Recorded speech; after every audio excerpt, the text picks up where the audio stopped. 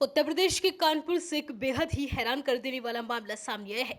यहाँ एक head constable ने एक नर्स को अपने प्रेम जाल में फंसाकर पहले उसका शोषण किया और उसके बाद जब उसने शादी का दबाव बनाया तो अपने साथी के साथ उसको बहाने से एटा ले जाकर मौत के घाट उतार दिया। नर्स की मां और भाई पिछले 2.5 महीने से इंसाफ के लिए थाने के चक्कर लगा रहे थे। नर्स के परिजन आरोप लगाकर हेड कांस्टेबल के खिलाफ पुलिस को सूचना दे रहे थे, मगर पुलिस उनको बार बार यह धमकी देकर थाने से भगा देती कि ज्यादा करोगे तो तुम्हारे खिलाफ ही एफआईआर लिख देंगे। इस बीच एटा में जब नर्स की लाश बरामद हो गई तो यहाँ की पुलिस भी सोते से जागी और नर्स की गुमशुदगी के मामले की जांच शुरू हुई तो हेड कांस्टेबल और उसका साथी नर्स की हत्या के आरोप में गिरफ्तार हो गए। दरअसल कानपुर में बड़ा इलाके की रहने वाली शालू तिवारी शहर के एक बड़े नर्सिंग होम में नर्स का काम करती थी। करीब 3 साल पहले बर्रा थाने में तैनात हेड कांस्टेबल मनोज कुमार से उसकी जानकारी हुई। इसके बाद मनोज कुमार नर्स से मिलने लगा। शालू अपने घर से अलग एक कमरा लेकर किराए पर रहती थी। मनोज कुमार उसके कमरे पर जाने लगा और फिर दोनों के बीच संबंध हो गए।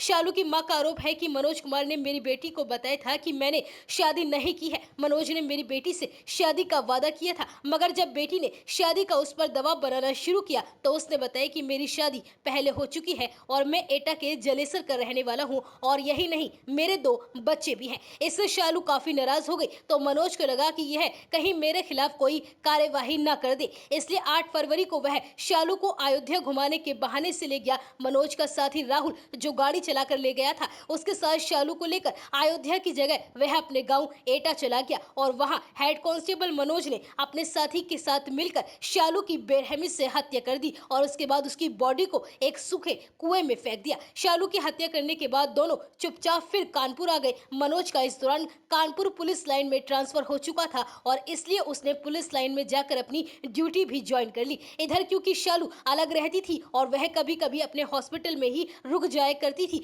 मगर घर वालों से उसकी बातें होती रहती थी। जब शालू गायब हो गई तो उसकी मां ने पुलिस से मनोज के खिलाफ शिकायत की, लेकिन पुलिस ने उनकी एक न सुनी। डीसीपी रविंद्र कुमार ने आज इस पूरे मामले का खुलासा करते हुए बताया कि 8 फरवरी को मनोज कुमार अपने साथी राहुल के साथ अयोध्या जाने के बहाने नर्स शालू को लेकर एटा चला गया और वहां उसने शालू की हत्या कर दी और बॉडी को कुएं में फेंक दिया। पुलिस ने कई दिनों तक 18 फरवरी को बॉडी को कुएं से निकालकर लावारिस में उसको दाखिल किया था। वहां की पुलिस हत्या की रिपोर्ट की जांच कर रही थी और उसने कानपुर पुलिस से भी संपर्क किया था। हमारी पुलिस भी गुमशुदगी में नर्स के मोबाइल की जांच कर रही थी और इसी के आधार पर हमें कुछ लोकेशन मिली। हमने मनोज और राहुल से इस मामले की जांच की। राहुल को थाने ले जाकर जब उससे सख्ती से पूछताछ की गई तो उसके फोन को भी ट्रेस किया गया, जिसकी लोकेशन अयोध्या में पाई गई, मगर नर्स के मोबाइल के साथ उसकी लोकेशन एटा में मिली थी। इसलिए हमने जब उसे ढंग से पूछताछ की तो पूरे मामले का खुलासा हो गया और हमने हत्या करने वाले हेड कांस्टेबल मनोज कुमार और उसके साथी राहुल को गिरफ्तार कर लिया है और आगे पूछताछ जारी है।